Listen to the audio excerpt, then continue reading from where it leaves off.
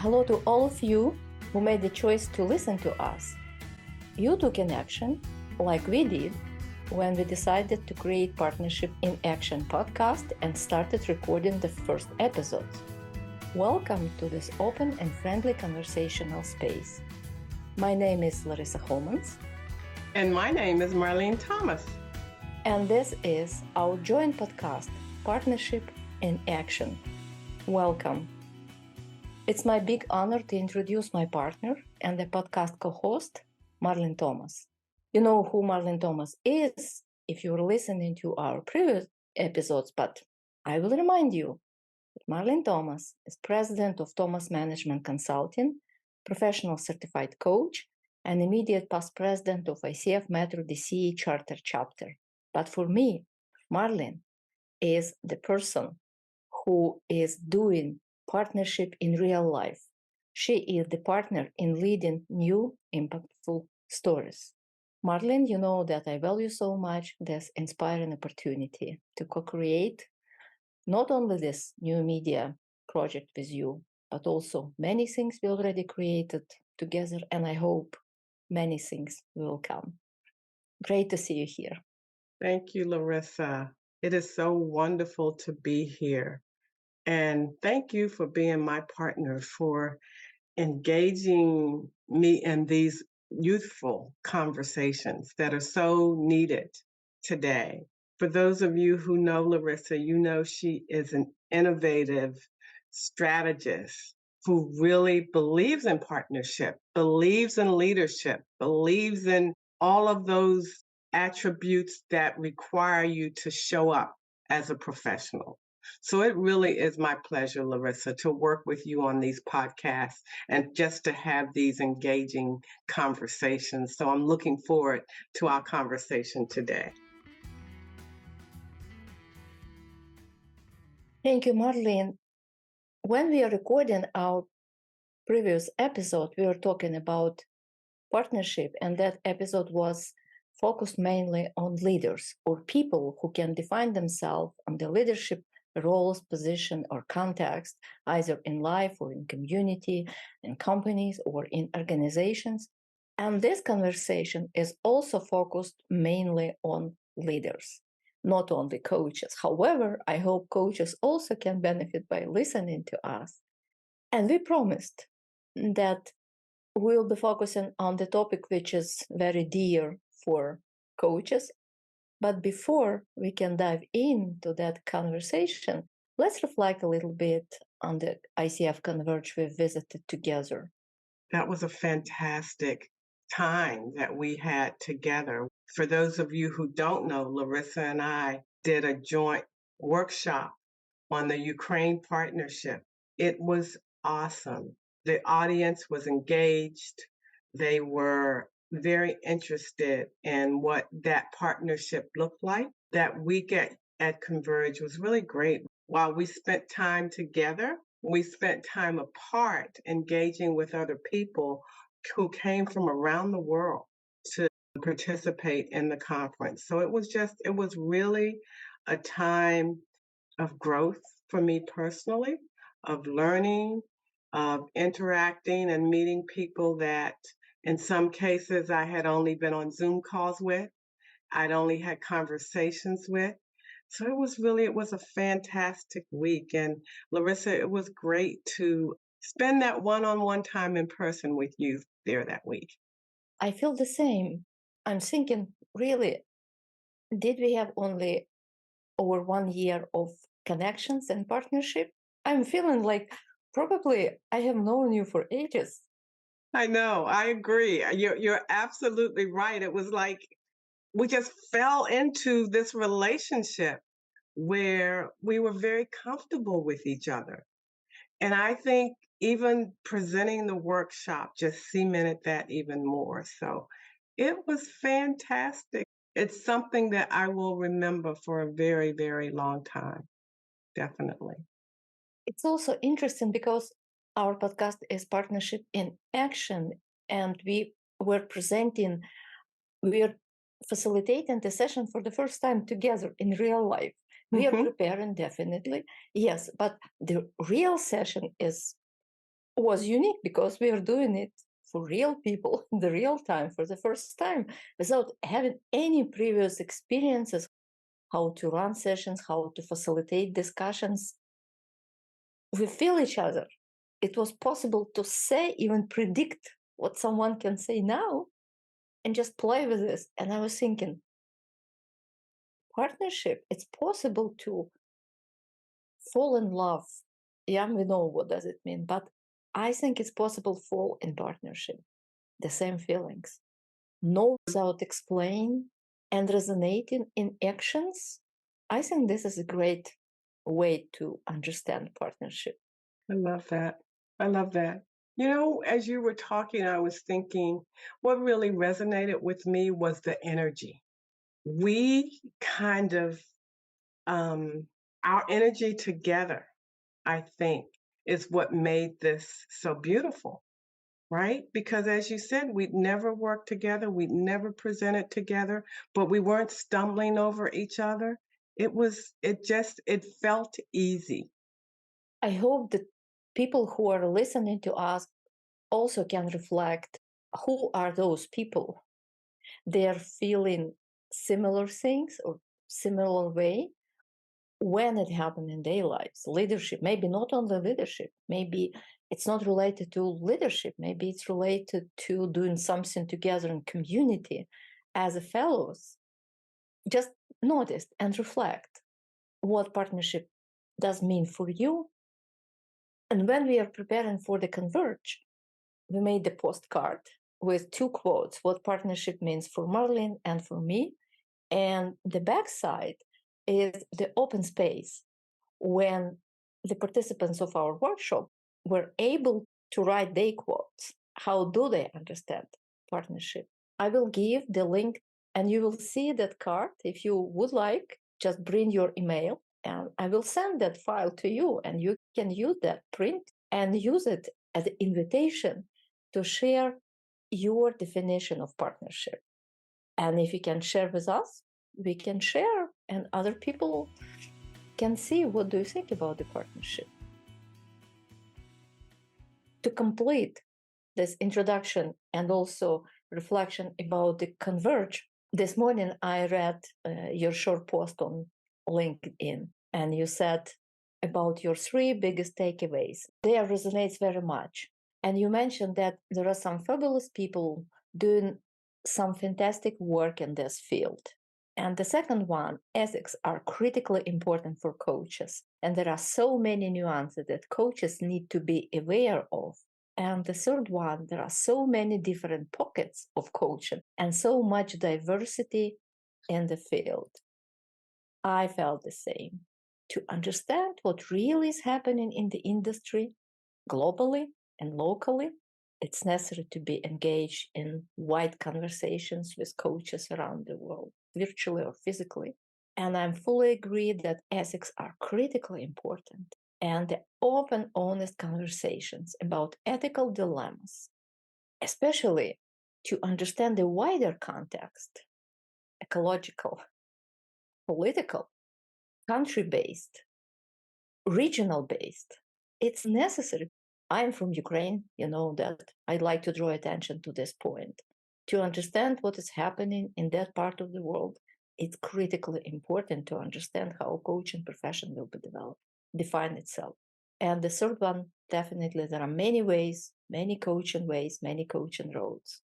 And we can choose what is the road we would like to travel. It's much easier to travel the roads we know, but less traveled roads are opening new opportunities. Thank you for sharing. You're absolutely welcome. Yeah, it's taken me a little bit of time to start talking about, you know, what happened at Converge because there was so much. Yeah, I'm happy to have a deeper conversation with anyone who's interested in that. And we are staying the same strategy. We are using the same strategy when we are deciding what to talk about. At the end of the episode 2, we said that the next conversation will be about the power of listening and the leadership life, leadership context, and leadership reality. And also we formulated this topic, and again, in provocative questions, you can lead, but can you listen?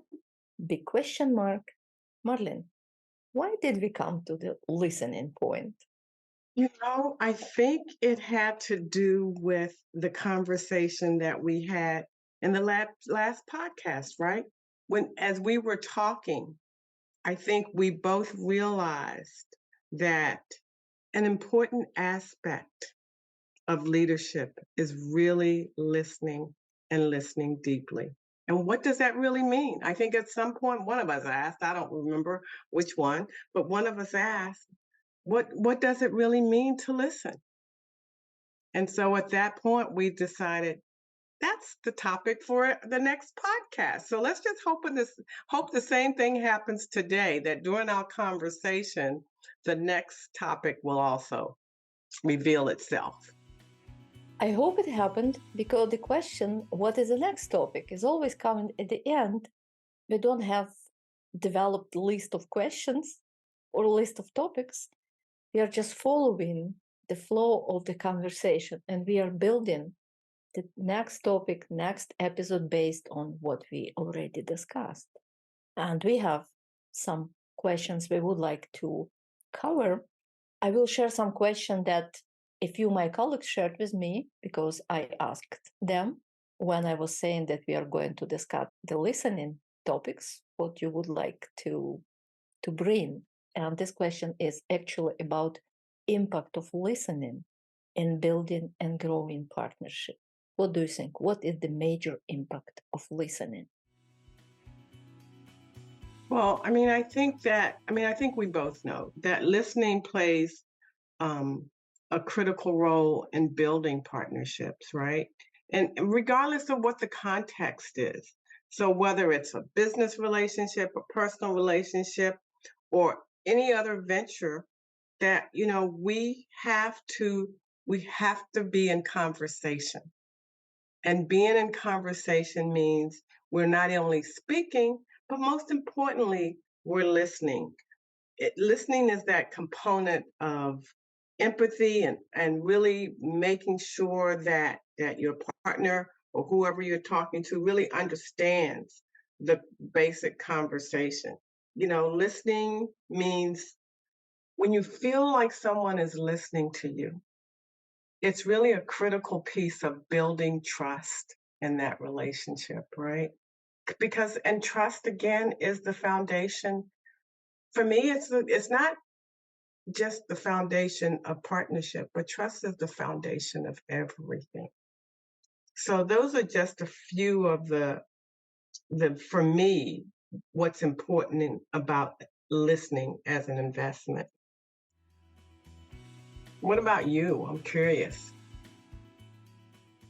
It's interesting because I remember that the certain day and certain situation when I literally discovered the power of listening. It might sound strange, but it was. I knew that. That I used to be a journalist. What journalists were doing? Listening, focusing, writing, publishing. And I was absolutely sure that I can listen. It's not a big deal for me, really. And 20 years ago, I was involved in the leadership training. That time I was working as a communication director for one of big international projects in Ukraine. And I was invited to take part in the leadership training, which was for the leaders of Ukrainian NGOs. So it was a big privilege for me with a few other colleagues from the project team. And the training was not just 1 day or 2 days, it was almost 1 year training with very intensive part, 5 days, and then time between two different parts, and again intensive part, and then training for trainers. So it was very interesting training development for me. And the training was about leaders who build partnerships. When the trainer was explaining the concept of listening, I was thinking, it's interesting. Why it's necessary to pay too much attention on listening? And then it was very simple exercise when it was necessary to just 1 minute, just speak to each other for 1 minute, 60 seconds, but at the same time, two people have to speak for 1 minute about something which is really important, not just the weather is good or I'm going to do something after the training. To speak for 1 minute about something which is very important, but at the same time. It was so ridiculous. What? To speak at the same time? But it wasn't the whole exercise. Another important part was after this 1 minute co-speaking to reflect what other person said. Not at the same time, but person by person. And the effect was amazing. It was hard to understand, to remember, okay, what that person was telling about. And then it was possible to see the different types of interpretations. It's possible to see and to hear what was said, what was not said. And then to reflect how I was feeling when somebody was telling about what I said, completely different that I said.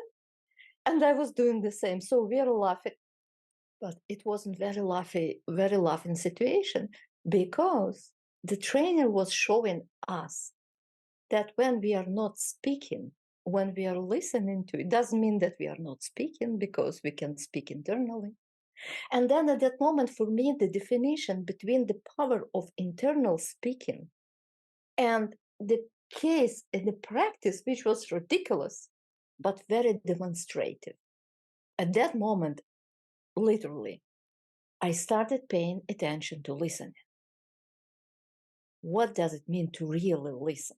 How it's possible to switch your internal microphone completely, not just internal microphone, but also internal discussions. Okay, I agree with this point or I don't agree. What I'd like to say, how I can argument, how I can convince, what I'd like to bring, what is the next point I'd like to bring.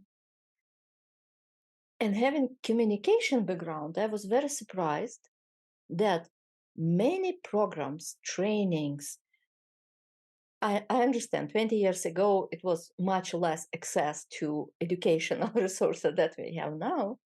But I noted that more books were about speaking, presenting, than listening to. And I was not alone.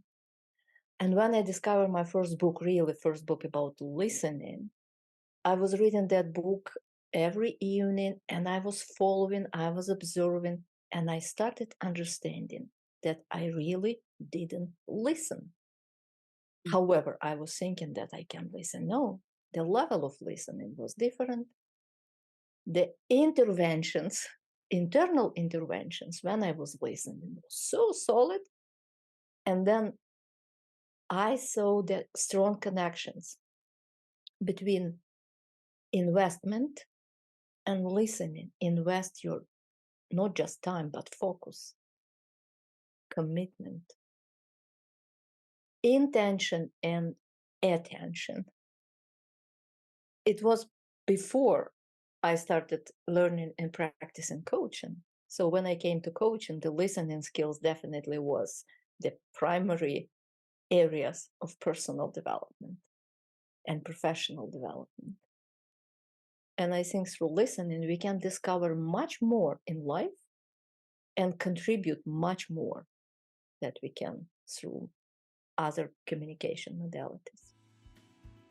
That is an absolutely great example, Larissa.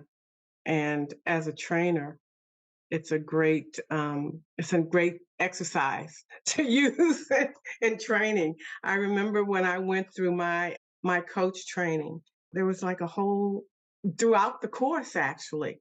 There's always peppered throughout there the importance of listening as a coach. And we know as coaches, listening really means being present, right? And that's the from my perspective, the most important thing about coaching is being present with your client. So thank you for sharing that great example. Again, one of those other tidbits that I take away.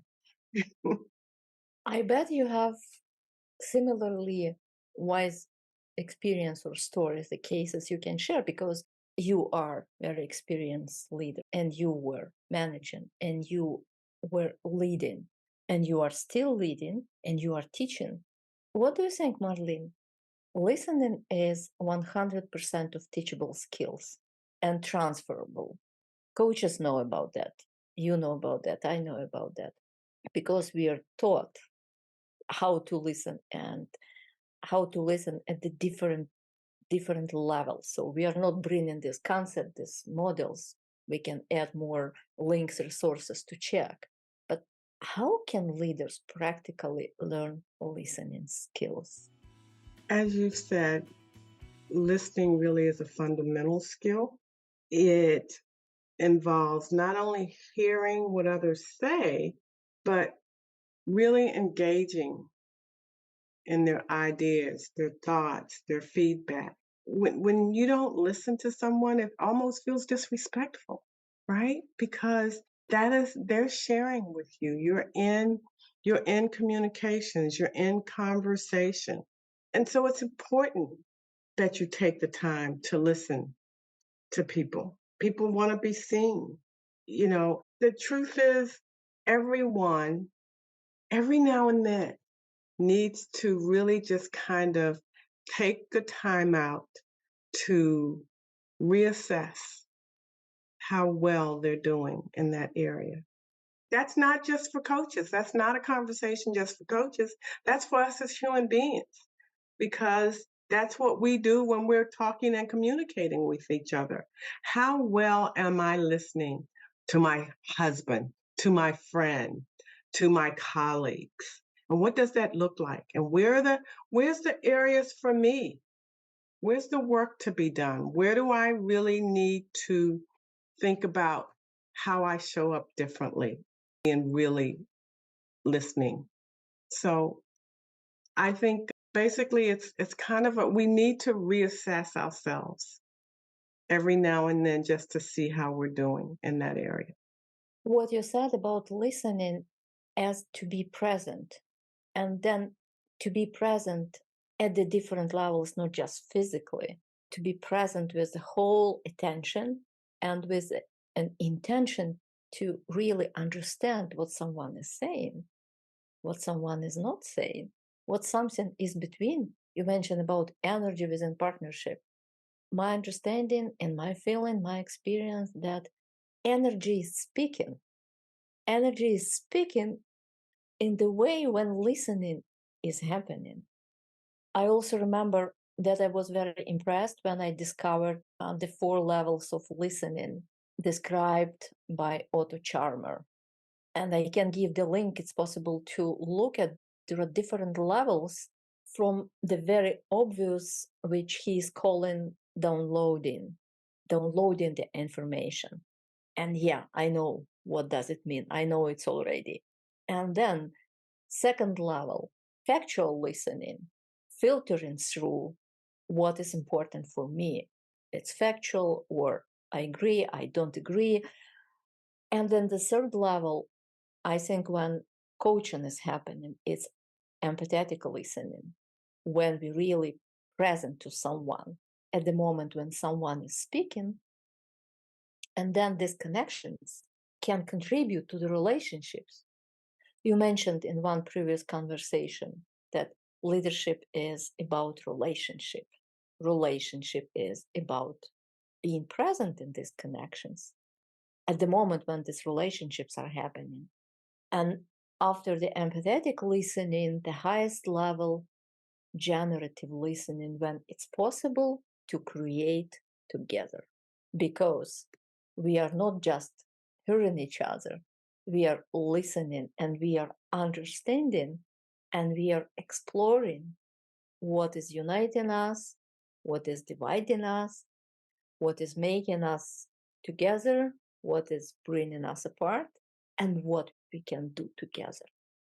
For me, the highest level of listening when we can create without explaining many different things, many small things, when you can fully understand and really be together. This is a partnership level, and this is listening at the partnership level.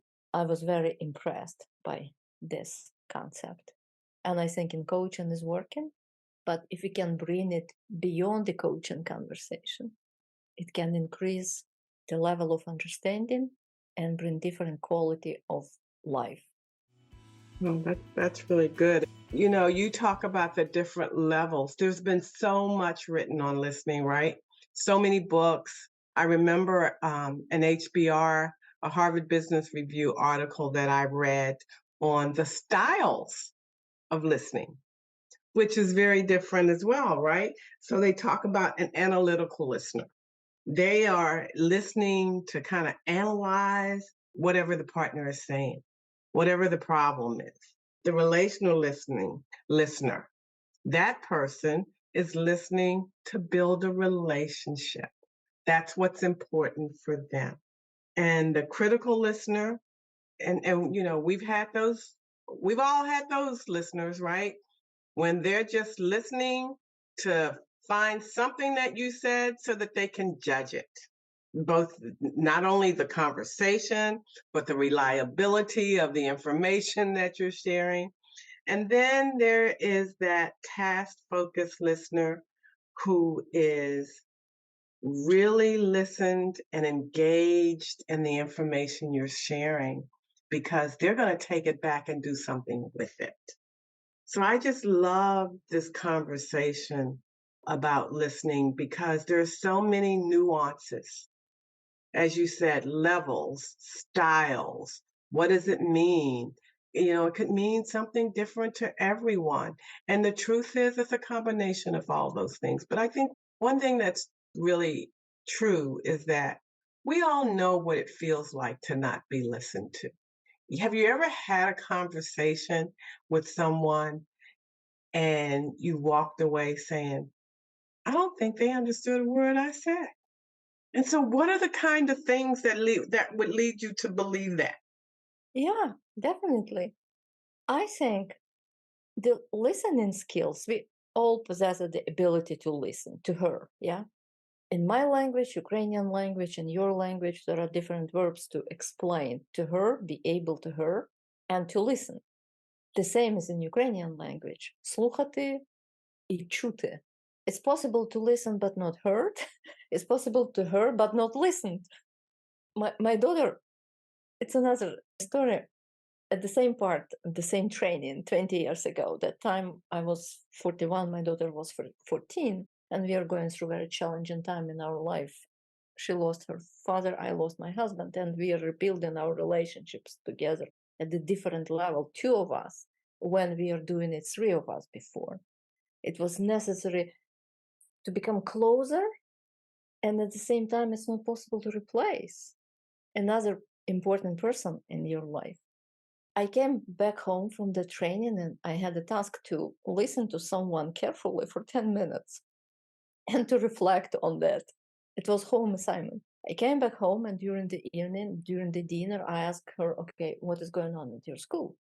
And in 1 minute, she said, Mom, what happened?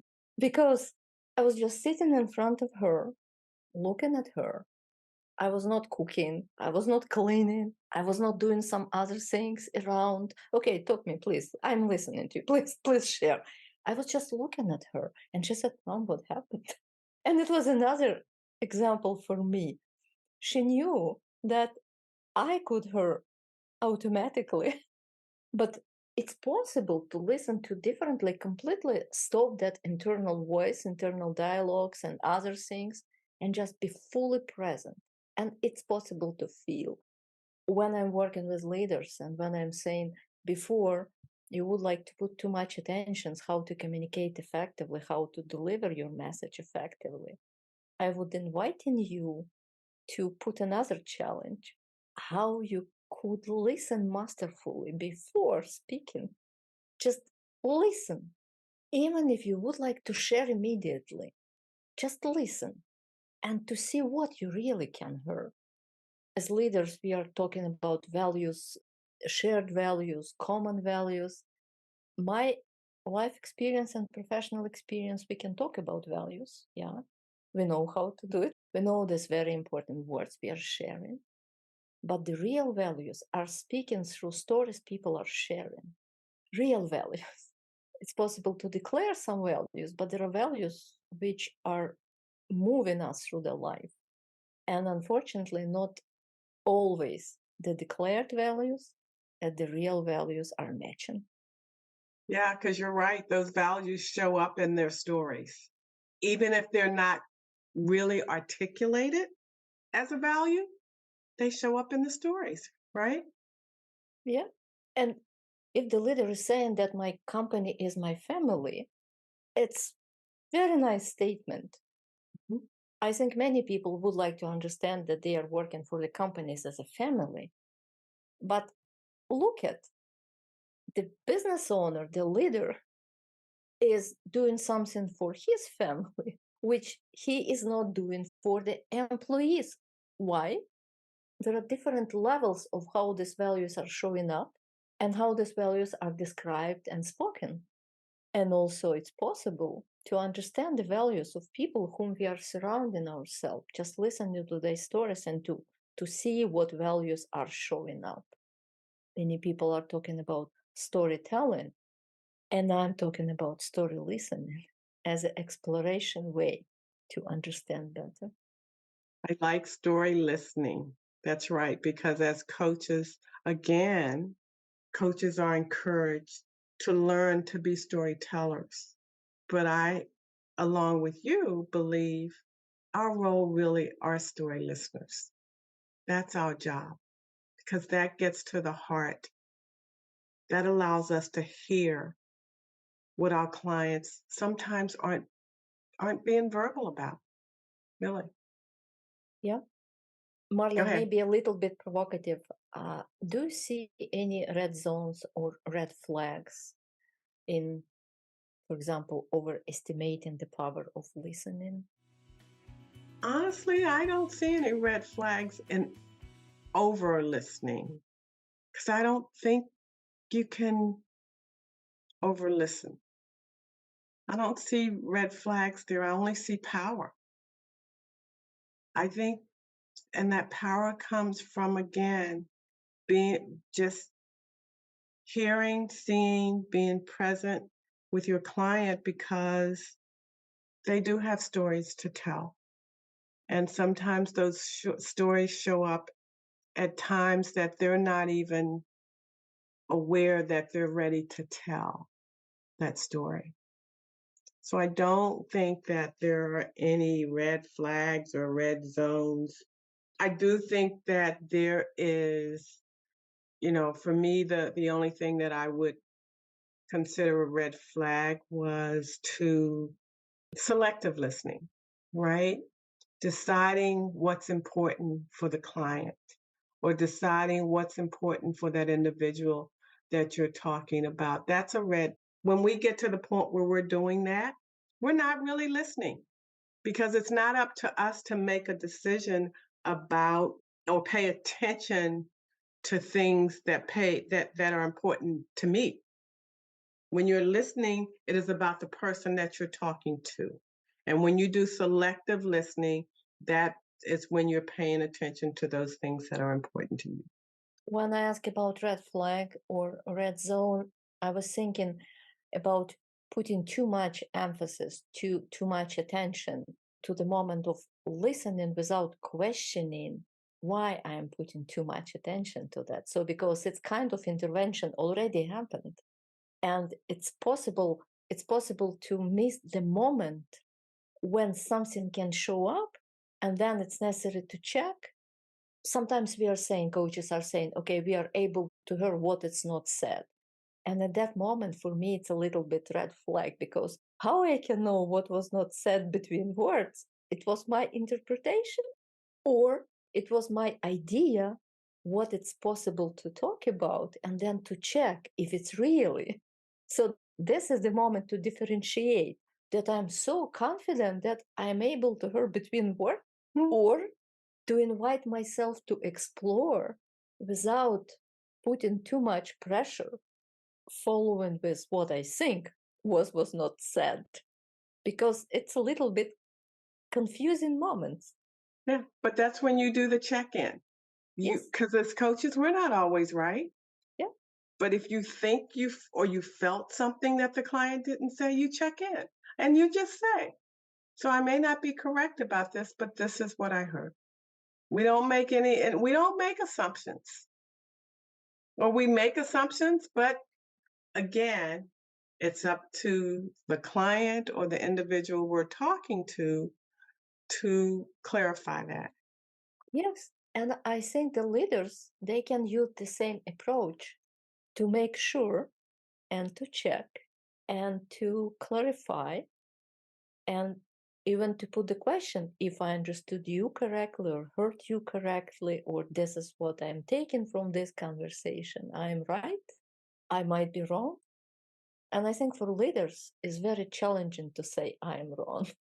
And that's why it's important for leaders to use those coaching techniques and to learn to lead with a coaching mindset. It's so critically important because it opens up a whole different view for not only them, but for their staff and the folks who work for them. Marlene, we are coming to the end of our conversation. What you can suggest to the leaders who are listening to us? What to do?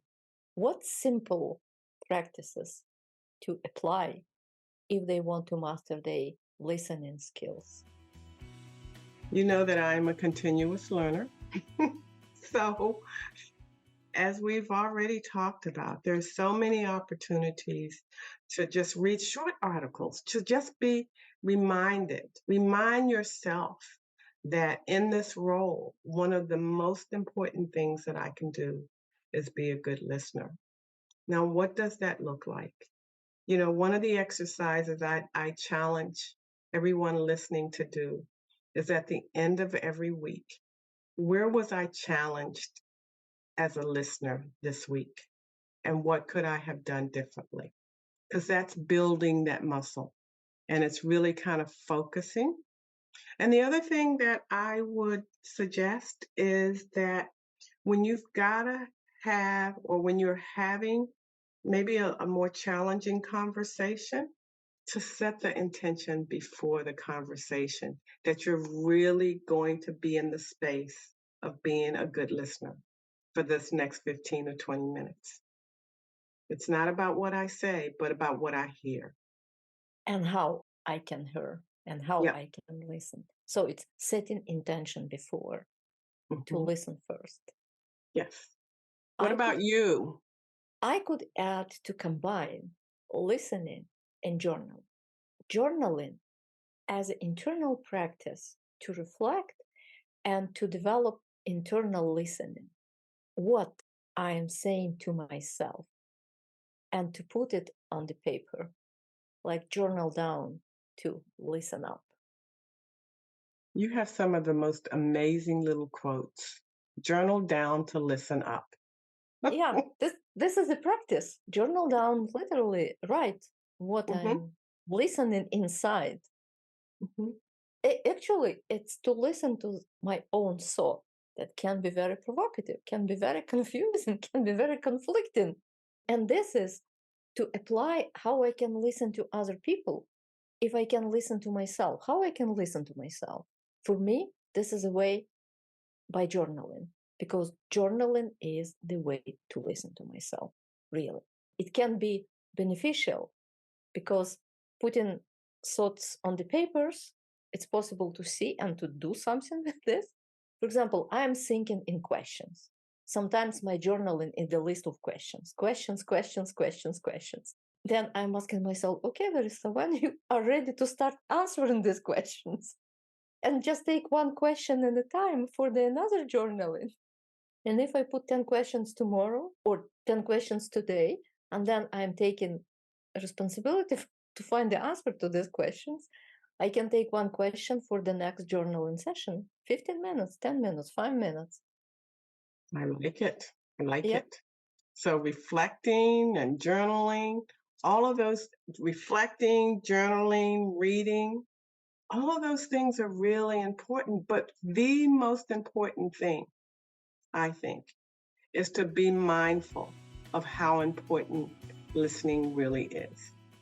What do you think, Marlene? What all this conversation we just had can bring as a next topic? What is speaking to you right now? Well, I like the journaling. So I think setting the intention, it's almost self-care, really. It's setting the attention, journaling, being present, all of those things together. What do they really mean? What are all of those things? What's one bucket that they all fit into? I think probably the next question for the next conversation would be, you can lead, but can you reflect? Can we reflect? Yeah. Reflective practice, reflective discipline, reflective mastery for leaders. And I hope in that case it will be interesting hmm for coaches too. hmm Yeah. And because every coach should have a reflective practice, every coach. And for some coaches, that's a new conversation, especially for more junior coaches. That's not something that they have engaged in, but I think that would be a fantastic conversation for us to talk about what does a reflective practice for coaching or for leaders look like. It sounds like we would be having two parts of the same conversation, of one conversation. One part, you can coach, but can you reflect? It will be with focus on coach and mastery. Mhm. And the second part of the conversation, you can lead, but can you reflect? Let's focus on leaders. Yeah, Next two yeah. episodes are already designed. I like it. I I like do it. too. Yeah. There's so much opportunity. There's so much for us to have conversation about. Lynn, thank you. Thank you for being the conversational partner today. Not only conversational, but listener partner today. Thank you. And thank you for, I think the one thing that I enjoy most about these conversations are not only the learning, but the challenging each other and our thoughts. It's really important. It's really great as both of us are. We continuous learners. And so we learn from each other. That's the joy of this. Absolutely. Absolutely. I'm always learning when I'm talking to you. It's very intensive learning, and I'm learning in different ways. What you're saying, how you're crafting your messages, how you're bringing together different pieces. I'm already thinking, what would be next? What would be the next we can do together in addition to podcasting?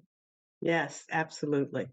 So the takeaways for me, that definitely listening is very joyful topic.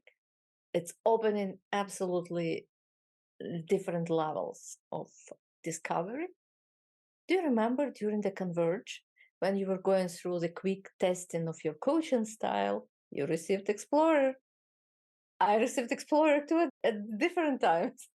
And listening, for me, is the way to explore life, Yes. yourself, surroundings, life, profession, mastery, joint way, common way, different ways. And this is listening. Thank you. Thank you, Larissa, for another joyful conversation. And I'd like to say thank you to all of you who are still with us, who are listening to us. I hope you will come back to listen to the previous two episodes and the next conversation we are going to record and release. And thank you, Marlene. It's wonderful to explore together. And I remind our listener that I had a great privilege to talk to Marlene Thomas Management Consultant, owner, professional certified coach, great leader, and the person who is discovering innovative things. And I'm happy to do it together with you, Marlene. Thank you, Larissa, and thank you for, as I said, another great and joyful conversation. It was the third episode of Partnership in Action podcast. Marilyn Thomas and Larissa Holmans are speaking to you, and we are inviting you to come back. The next conversation will be about the mastery and power of reflection for coaches and for leaders.